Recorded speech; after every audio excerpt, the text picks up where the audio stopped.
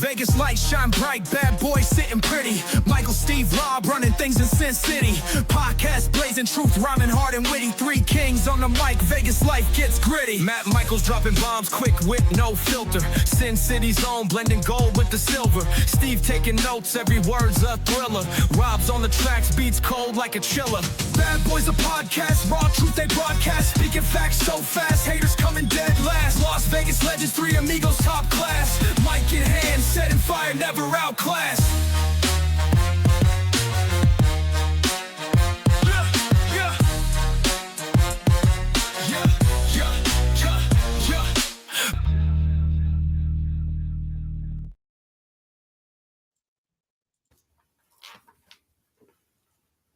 Welcome, everybody, to the episode number 2 of the Sin City Indy Report. I am Sin City Steve, and I'm being joined again this week by our special guest host, RedJed.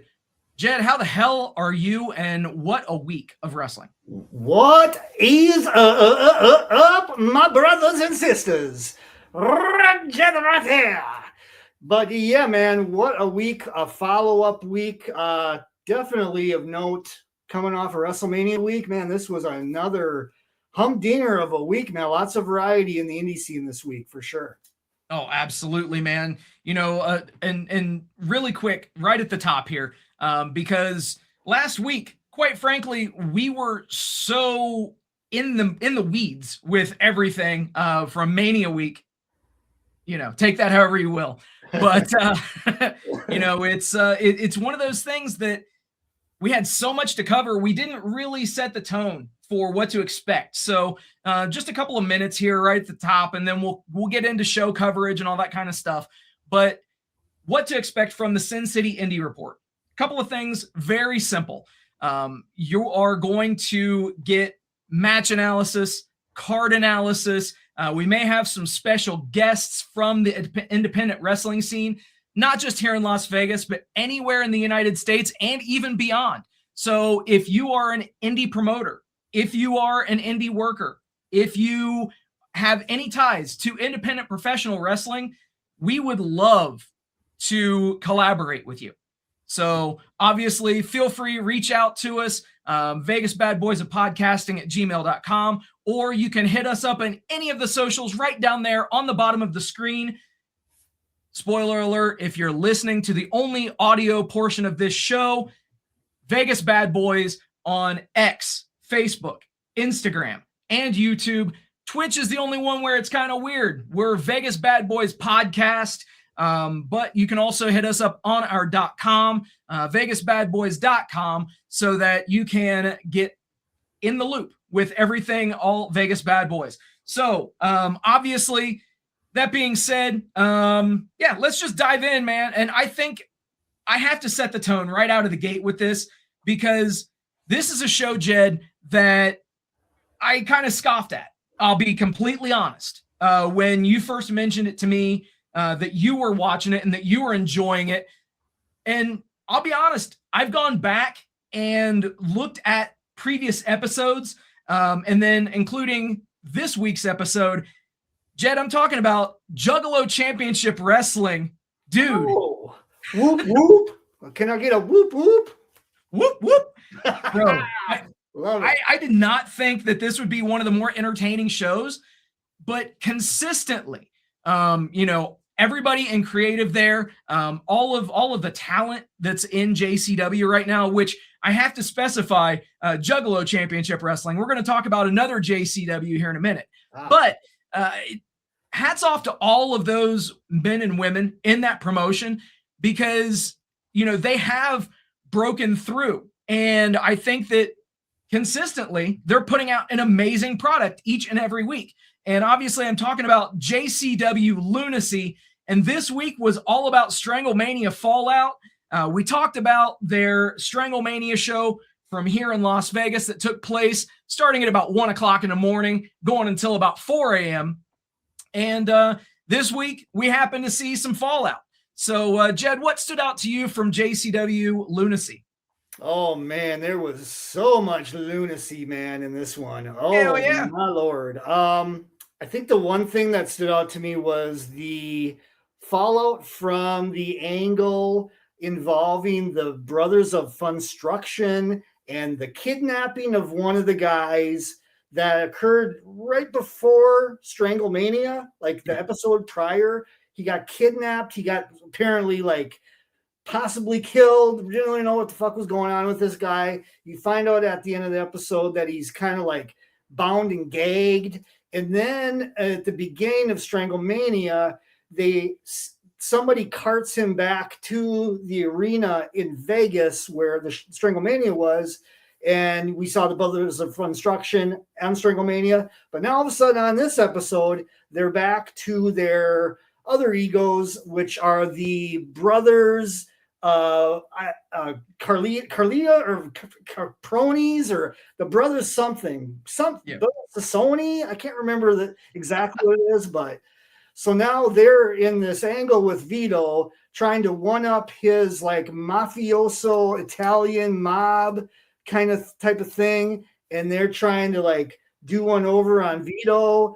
And then apparently, like, Vito's got some other family members that are supposedly coming in. Man, it's like the Italian mob boss warfare here. And, man, it's just one thing after the next with this fucking show, man. But that stood out to me as really cool.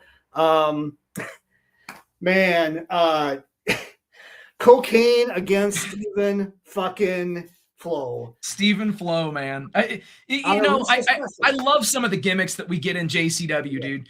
These gimmicks would never fly anywhere else. But yes, their world champion is named Cocaine. Indeed. Yes, and it's exactly what you think it is. Kane, except he has an affinity for cocaine.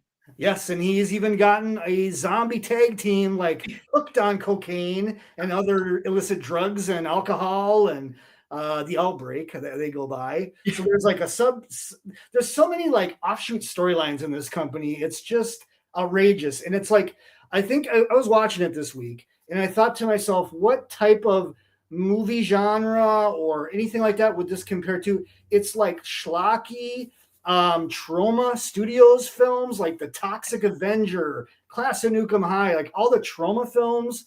Yep. This is exactly what this fucking company is in wrestling. It's like wacky, goofy, off the wall, unpredictable, pretty brazen, pretty at times violent, very kind of I could go on and on. It's wacky. It's fucking entertaining as fuck. What can you say? That's the thing, is it's entertaining. Yep. If in this is in no way meant to diminish what these guys and gals are doing. if you're just looking for an entertaining professional wrestling product, I'm not kidding you.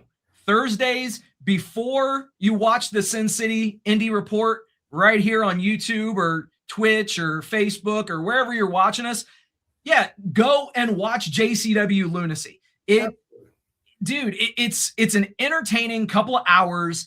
It's fun, and I have to commend Vince Russo, man. Right. Genuinely. Yeah. He's an on-air character as well as doing a lot of the creative, but it works. It absolutely works in this environment. Mm-hmm. And hats off to friend of the show, Vince Russo. Yeah, man.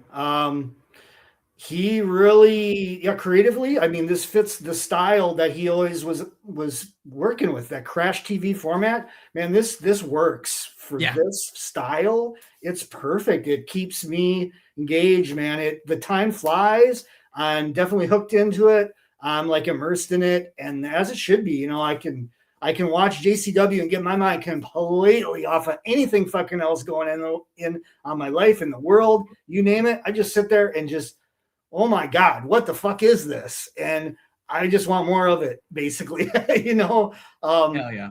Crash TV format. And we also had in this episode a Russo trademark, which was the guitar on the pole match. Only with an electric on the guitar. pole. Yeah. Unbelievable. Followed by the newest valet in JCW. Did you catch this? Yeah. Cocaine. Cocaine. Yes. Oh my God.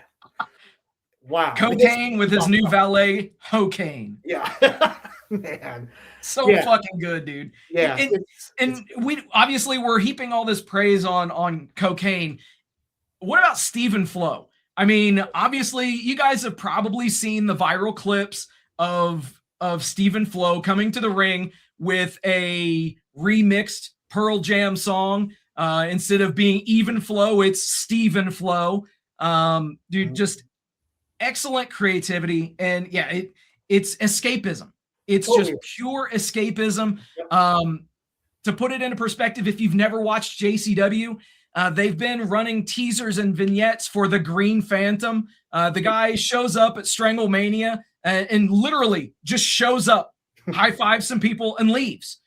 So he made his in-ring debut this week and loses in like 5 seconds. Yeah.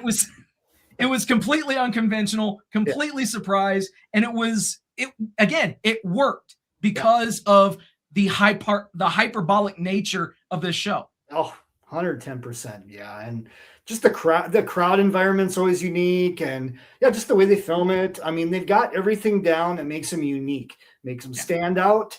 Very much a niche audience for sure. And just something that is against the grain and is just so over the top that it really stands out on its own. It's quite like no other promotion out there. Absolutely. And obviously, they're homegrown stars in JCW, but there are some names that you might recognize from maybe even national promotions. So you've got, obviously, EC3 is in there now as well. You've got Caleb Conley in there, both of which are featured very prominently. And those two guys mixed it up this week on JCW as well.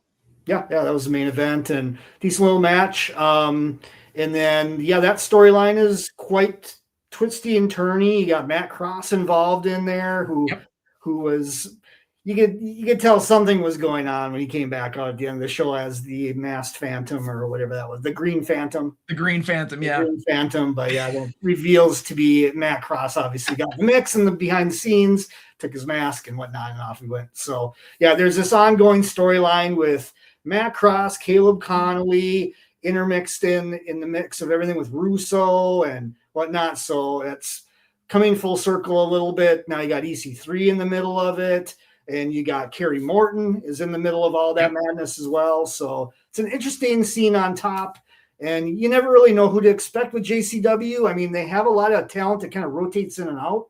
So we'll see where that goes. Next week we have a whole other variety of talent that will be featured. So absolutely, man.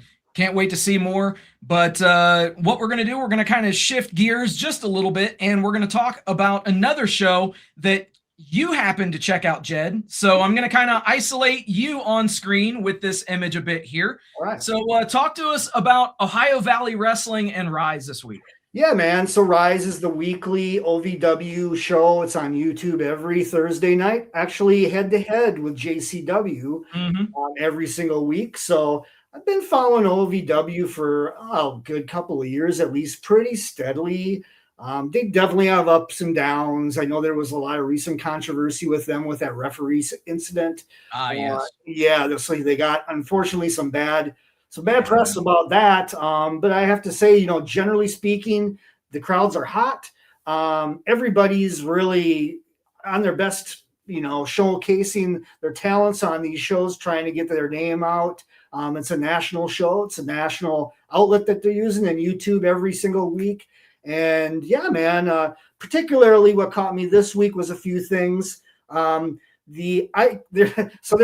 an angle involved going on the show with this guy called TW3, and this dude is like the dude can't get a break. He's just constantly losing. He's just like the butt of every joke, and he's actually been until last week wore a turkey suit, like that same turkey suit that they used to do in TNA all the time. Shit. They did a turkey match with him and somebody else back in Thanksgiving Thunder, I think it was, back in November. And he got the suit, and the gimmick with this suit is like he cannot get rid of the suit until he actually beats a competitor. Well, he went on a hell of a losing streak, and finally last week lost the turkey outfit. Oh, thanks to another wrestler that just basically told him, hey, man, I feel you. I want to help you out. I'm going to basically do like a finger poke of doom type of thing for you. I will take the fall and you will beat me so you can get this turkey suit off. But you got to do a favor for me. So TW3 is like, okay, whatever. I need to get out of this thing. I'm laughing stock of this company. I need to do it. So he does it and the other guy is named Icon Lee. He's basically like a gladiator version of Leo Rush. That's the best way I could describe this dude. Same size, same look, but he's got gladiator gimmick. So anyway, Icon Lee does the fall, and he does the TW3 beats him via finger poke of doom, essentially. And then you end up finding out that the favor was that Icon Lee now has TW3 as his basically like slave, and TW3 now has to wear a sheep costume every single week. So this continued on this week as well, and it will, I'm assuming, continue for many, many weeks moving forward. Now TW3 is Icon Lee's bitch, and he's Icon Lee's sheep, wearing a sheep outfit. So very wacky, very, very, very fucking wacky shit.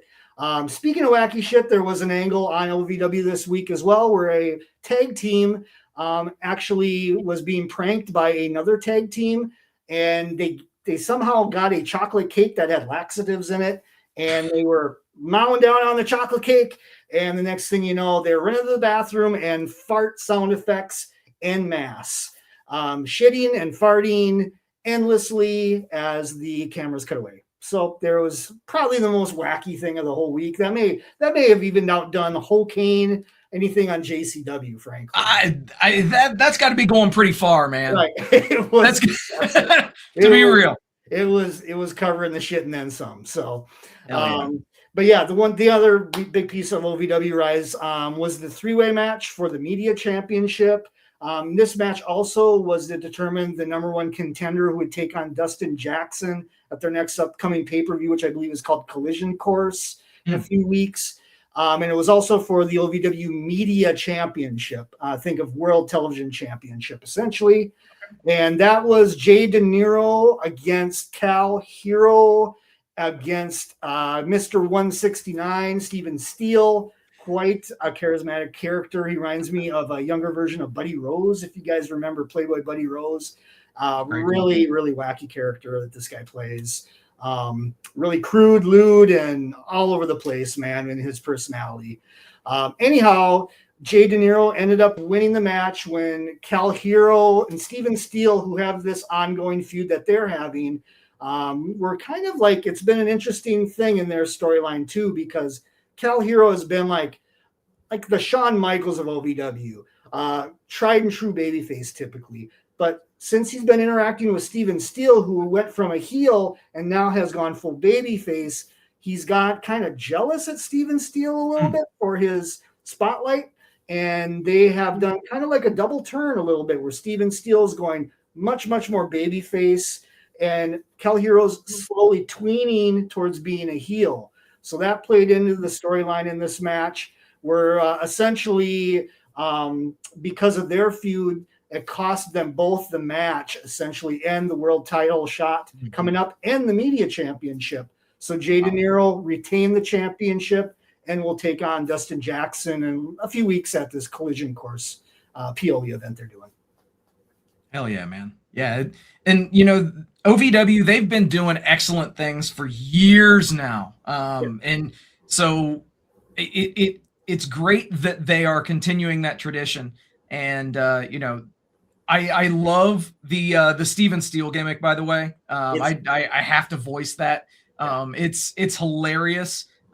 If you haven't seen any of the footage from it, I highly recommend checking it out. Again, take it for what it is. It is a comedy gimmick, but this guy is he's gaining some buzz and some traction with it. So yeah, he's starting to really work better consistently in the ring. I'm seeing like his game has stepped up.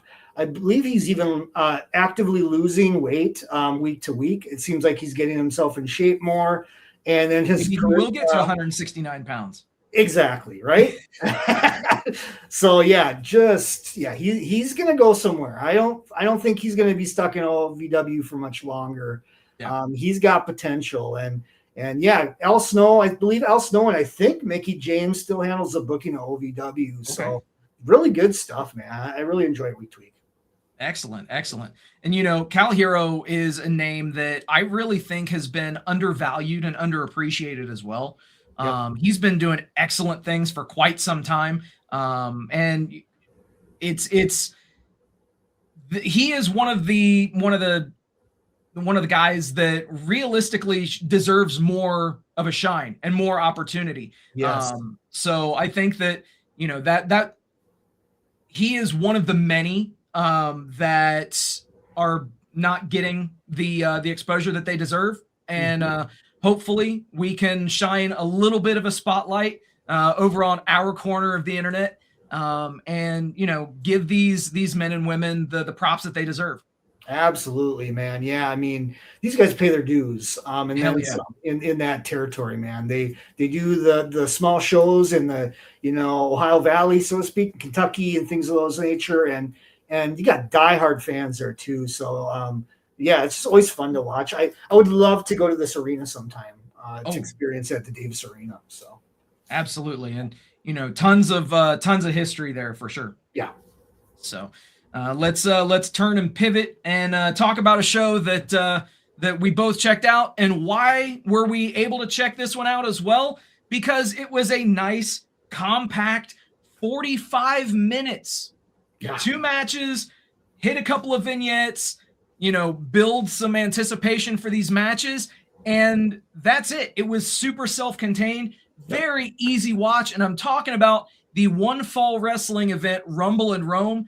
Was part of a larger taping that they did, and they're releasing episodes weekly, and each episode has a couple of matches on it. So they're keeping everything kind of bite-sized, and I think that this is a great play, especially if any of you folks that are watching or listening have Triller Plus. That subscription service is amazing for instances like 1FW, because you can get access and view these promotions. And again, bite-sized events that you can just watch and be done with, enjoy it. And it's not going to be a 3-hour slog that you have to get through. So Right. Right. Yeah. Just like a weekly TV format, 1 hour without commercials, very to the point, couple matches. Both matches had a decent amount of time too, Yeah. So I thought all in all, this was very easy to digest. And this was quite honestly the first show I've ever seen from this promotion. I'm Same. slightly familiar with it. Now, this is based in Georgia, from my understanding. And QT Marshall has a hand on this, correct? Yeah, this is QT's promotion. Yeah. So props to him for having this promotion and quite frankly the commentary team. I mean, you got Conrad Thompson as one of your commentators. Yeah, so you man. can't go wrong. Yeah, Friend of the show, Conrad Thompson, of course. Right. Yeah, I loved that little surprise. I did not expect him to be on here, and then like that main event, man, Paul Walker Hauser against Jeff Jarrett in a fucking tables match. What? Dude, Hey. I did not think that in 2026 we would see Paul Hauser versus Jeff Jarrett in a tables match in 2026. No but shit. here we fucking are. And it was great. These guys brawled all the way around the arena. It was a walk and brawl, but you know what? It delivered. It absolutely delivered. And obviously Jarrett getting the win by somewhat putting Paul through a table. But then fortunately after the match, he did drop the elbow on him as well to make sure that there was no doubt in anyone's mind on that. Yeah, I think they had to use the old school thicker tables a little bit. Oh, yeah. In this match, you could tell they were not the typical tables we usually see in wrestling matches. They're a little stiffer, so to speak.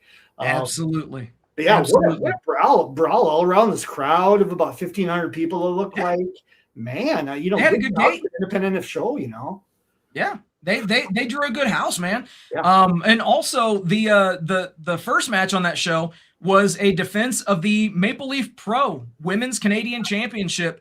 As Giselle Shaw defended her championship against Brooke Havoc, Hyena Hera, and Robin Renegade. So hard-hitting action. All four of these ladies busted their asses, and Giselle Shaw walks away with that championship. Realistically, you didn't really think that the title was going to change hands anyway, but that willing suspension of disbelief, because as you had mentioned, this was your first time seeing this promotion. This was also my first time seeing this promotion. So I went into this completely blind and did not know what to expect. Yeah, same, man. I just went in blind, and I thought their graphics and things of that nature, the way they edited the show was pretty damn good. I mean, there's Production was good. So many independent promotions right now that just have professionally. It's like they put the time and the effort and quite honestly the money into it as well. So that's key thing. Yeah. So yeah. And so let's turn just a little bit here to a show that you had the privilege of seeing that I did not see, which was the New Japan Academy Showcase. Yeah, man. So this dropped like Tuesday night randomly. I'm on YouTube after I believe I watched NXT, and I'm like just surfing around, and this popped up on the New Japan website. And apparently this is something that they do at least annually, this New Japan Academy Showcase. My guess is they probably do this more than just annually, but this one particularly was a third anniversary, basically, of these shows of the New Japan Academy Dojo in Carson, California, where it's based. So this was kind of an anniversary show of sorts.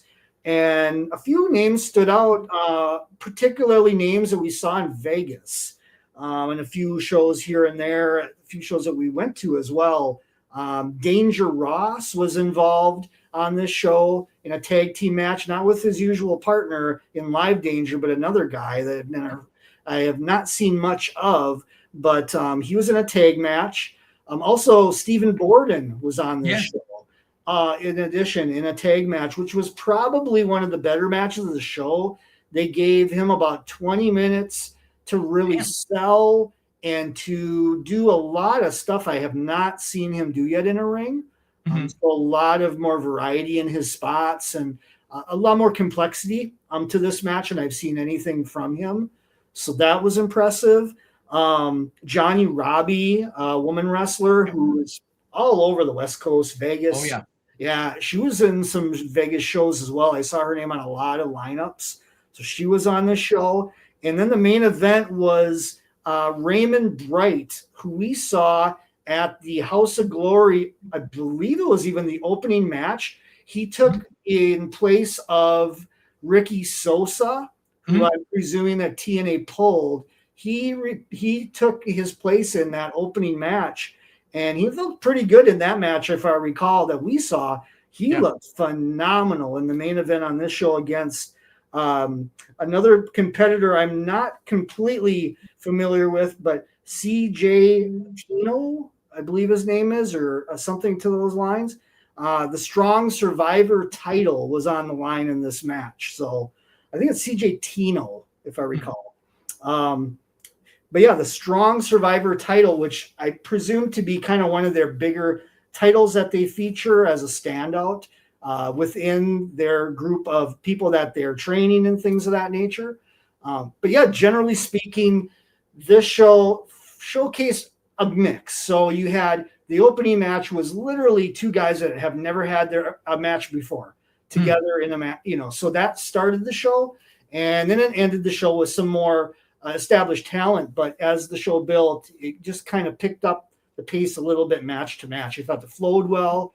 The production was nice. I think David Marquez probably produced this. It sure felt like it. And yeah, it was an easy watch. It was about an hour and a half long. I definitely suggest breezing through it if you want. It's definitely a nice shot to see who's up and coming and how we connected, or how I connected some of these guys to Vegas. I mean, this show apparently was taped at like the end of March, so it was relatively recent. So it did tie into a lot of these competitors over in Vegas, right across, I guess, state lines over in Carson, California, where this is based. Hell yeah. Absolutely, man. And, I can't let you have all the fun, man. I got to talk a little bit here too. So we're going to turn and just pivot a bit here. And I'm going to talk about the Jersey Championship Wrestling home opener show that I had the privilege of seeing. And as the graphic shows, that was on Sunday, April the 26th. Honestly, dude, this was a blast. A lot of names that we saw here in Vegas were on this show. You had Ray Jazz. He went up against Cheeseburger in a fun opening match. You had Nixie XS on this show, one called Manders, went up against Gabby Forza, and that was definitely a standout match on this show for sure. Manders is putting in some great work. He is doing some excellent things right now. Yeah, man, he's got the physicality down. He sells well. Yeah, just a total package of worker right now, man. And hell yeah, dude. Nixie XS, man. Yeah, she was all over Vegas. She's been everywhere. Yeah. She was in a very bizarre match on Podermania, I think it was, wasn't it? There was like a poker table involved, and I believe, here we go again, some cocaine going on. Hey, there you go, man. There's the thread through it all. Yeah, what the hell? What's an interesting thing with this show is I think the first hour aired on YouTube. I saw something about it. Yeah, they had so the first hour was on YouTube, and then they went on Triller Plus. So again, having that Triller Plus membership is clutch for independent wrestling. So if you don't have that, check that out for sure. By no means is this show sponsored by Triller Plus. However, we are always open to that. Just putting it out there. Yeah, right. Indeed. And elsewhere on this show, dude, I was not familiar with Don Freeze's game. Oh, dude. Yeah. This guy, if you've not seen Don Freeze, he is, I'd say, 350 pounds? Yeah. Every bit of 350 pounds. One of the most agile guys in the ring that I have seen, doing fucking running shooting stars. Yeah. What? I know, like a more high flying athletic version of like a Keith Lee, I would almost say a little bit. Yeah. Really, like, you don't expect that going into a match with him, and all of a sudden this guy's throwing down wild spots. Absolutely. I have to say, though, the biggest standout match for me on this show was the defense of the Game Changer Wrestling Tag Team Championship, which I did have it confirmed to me that GCW and this JCW have some sort of a working relationship. Obviously, same ownership group, those kinds of things.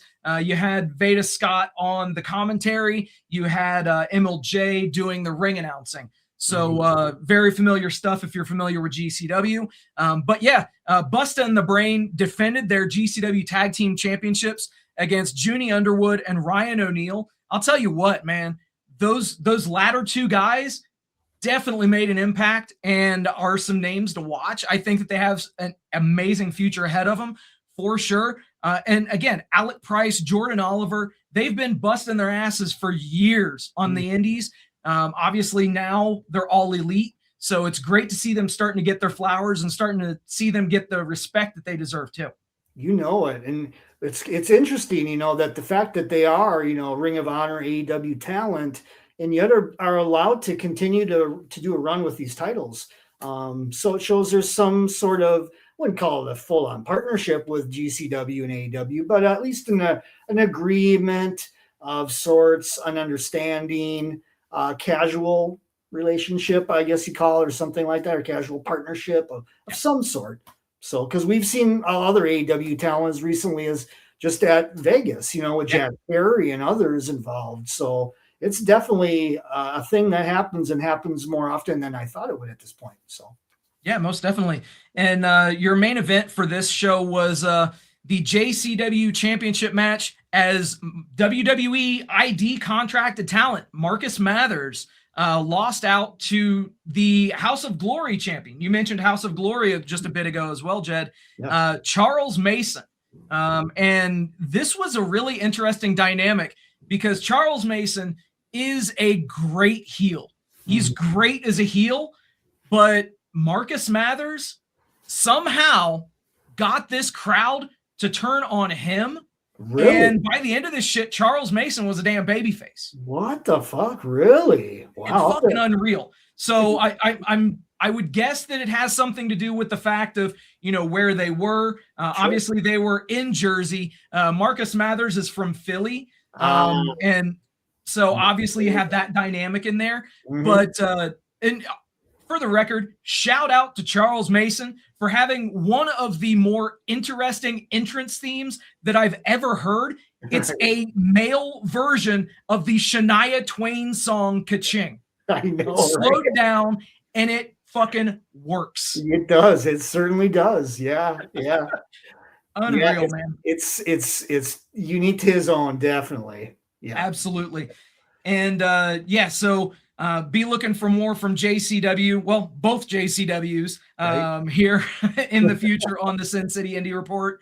But let's last but not least turn the page over now and let's talk about AAW Crush and Destroy.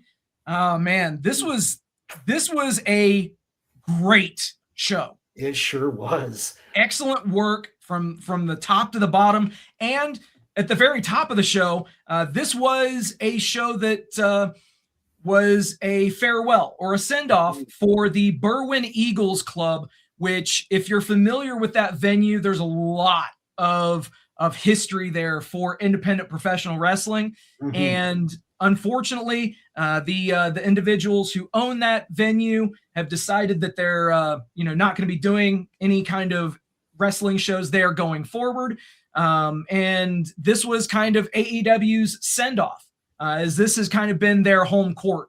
So at the very top of the show, we had some very, very inspiring words from the owner of AAW.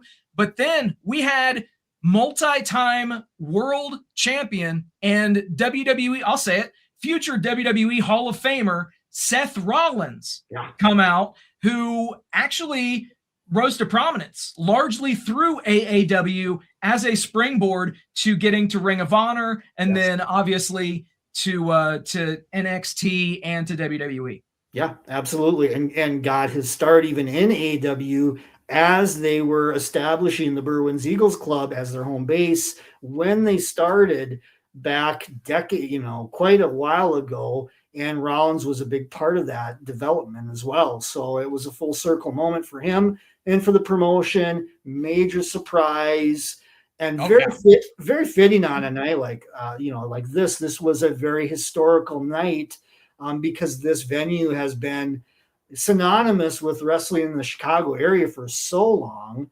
Not just AAW, but multiple promotions have done shows there at different times, different years and such. I've been to a few shows there myself on the AAW side, and it is very, very cool. It's a very intimate venue. It's super one of a kind in a really kind of a unique neighborhood as well, the part of Chicago.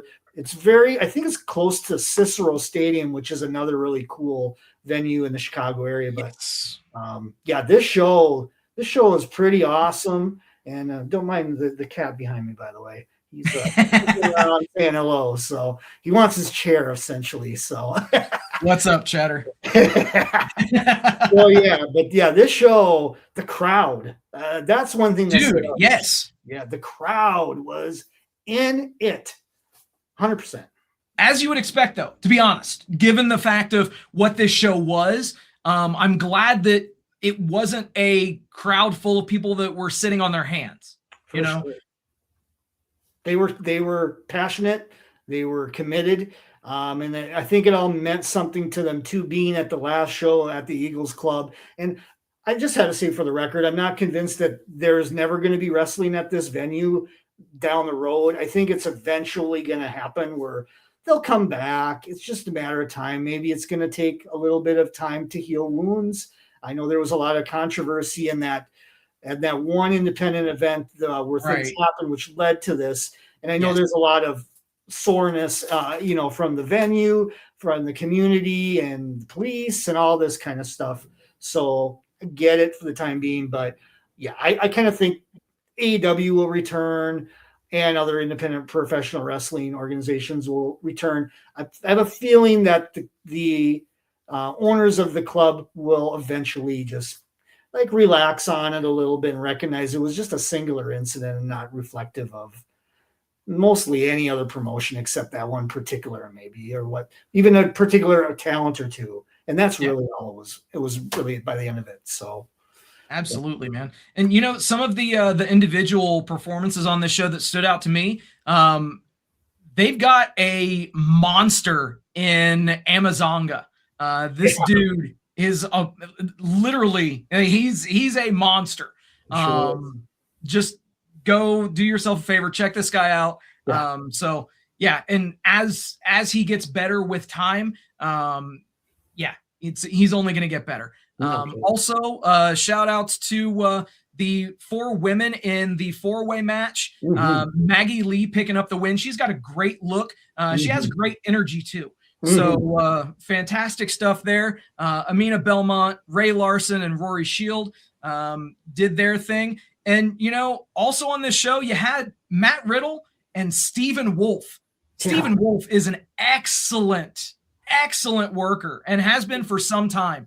So, to see him get in there and mix it up with Matt Riddle, they got a little bit over 11 minutes. So good stuff there. They gave them some time to get things done.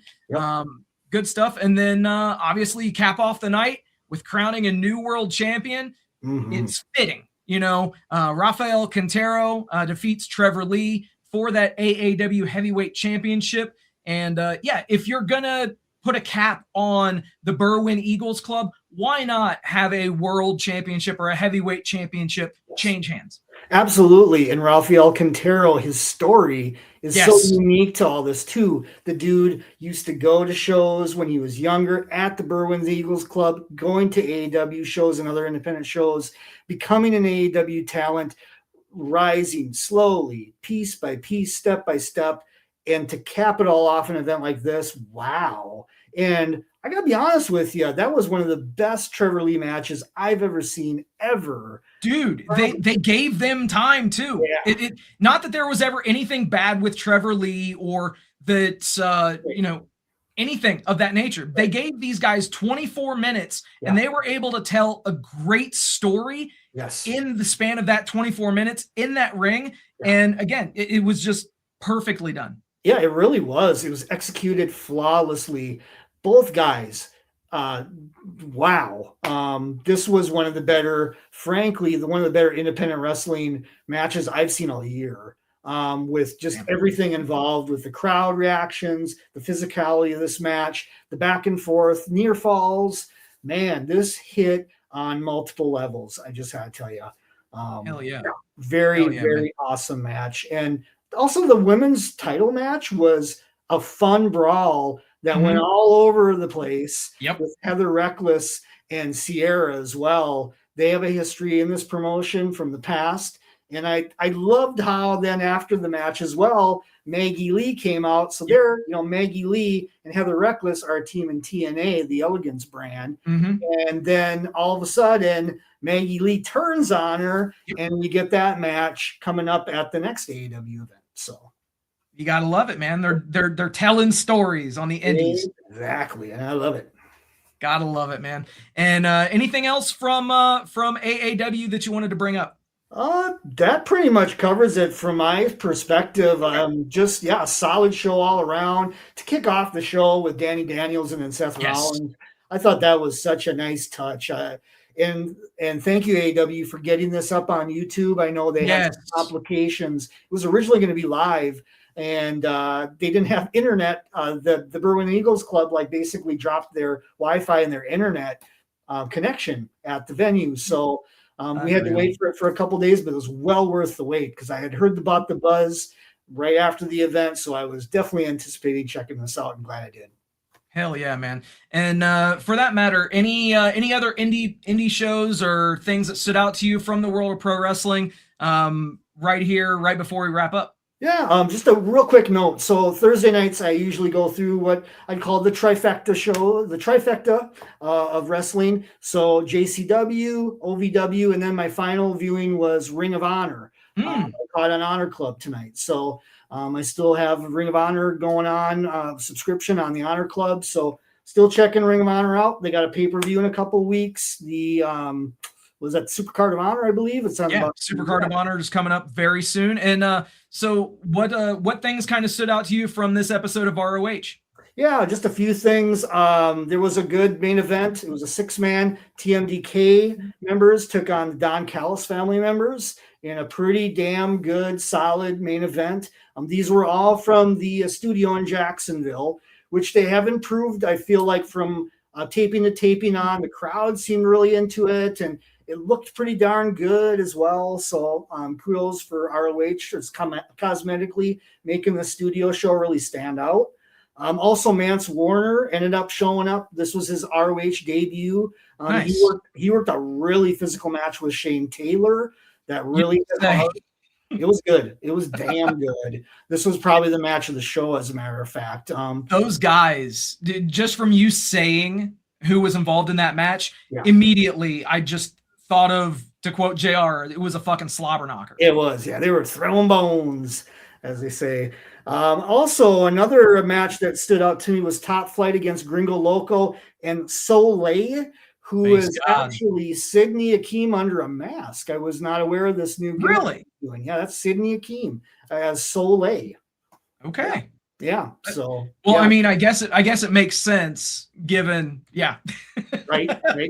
Yep, it kind of works. So So he was in with Gringo Loco as a tag team in there against Top Flight in a pretty decent little match as well. So hell yeah, man. Gotta love the base god, man. Yeah. Gringo Loco is so good. Yeah, he is. Yeah, and he's nationally just everywhere. Every corner of the country seems like Gringo Loco pops up every so often. So absolutely, man. Well, hey, Jed, right before we wrap up, any kind of final thoughts? Where can people follow you on your socials or maybe YouTube or anything of those effects? Yeah, absolutely. RedJed's Wrestling Rants on YouTube, folks. Look me up at Super RedJed on YouTube. Plenty of clips from WrestleMania week.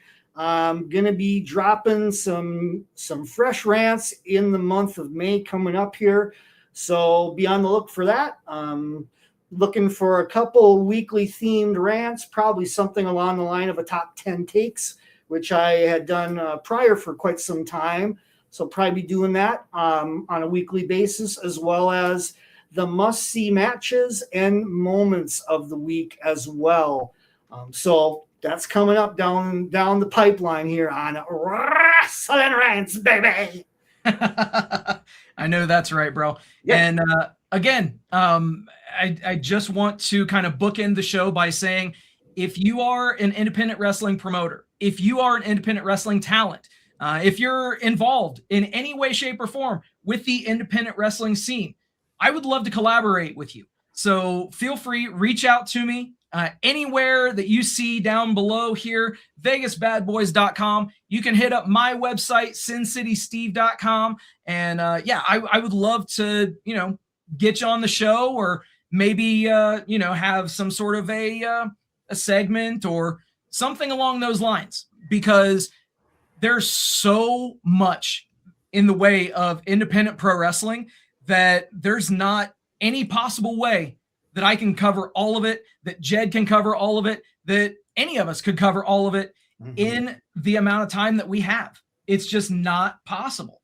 Right. So, with that being said, if there's anybody that you want us to shine a light on as well, in case, if you're a fan and you just enjoy pro wrestling, that's what we all are. Realistically, if you've been watching, if you've been listening to this show, pretty safe bet that you're a fan of pro wrestling at the end of the day. So feel free, reach out. I'd love to get some feedback from all of you guys. So with that being said, thank you to everybody for hanging out with us tonight. Thank you for liking, sharing, subscribing, doing all the stuff that you guys do. We appreciate each and every one of you. Also, a very special thank you to all the brave men and women serving this country, whether you're doing it on lands foreign or domestic. Thank you for doing what you do so that we can do what we love to do. And last but not least, repsports.com, reppsports.com. Go there for all your pre-workout, weight loss, and general energy needs. Again, repsports.com. Use promo code Vegas at checkout. Save yourself 10%. Jed, we got through, bro. Episode 2 in the books. Indeed. And for all of you guys out there, until next time. Did any of you have a great time tonight? Yeah. With that, everybody, thank you for hanging out. We'll do it all again next week. Till then, happy wrestling. Rolling up the strip under neon lights. Podcast mic is glowing in the desert nights. Matt Michaels leading with the swagger tights. Sin City Steve right by your side. Alright. Rob Larry dropping truths, no fear. Broadcasting stories, make it loud and clear. From the Fremont edges to the Bellagio sphere. These bad boys rule, let me make that clear. Vegas bad boys, tearing up the scene. To Matt Michaels and the Vegas Boys of Podcasting, this is John Cena saying thank you so much.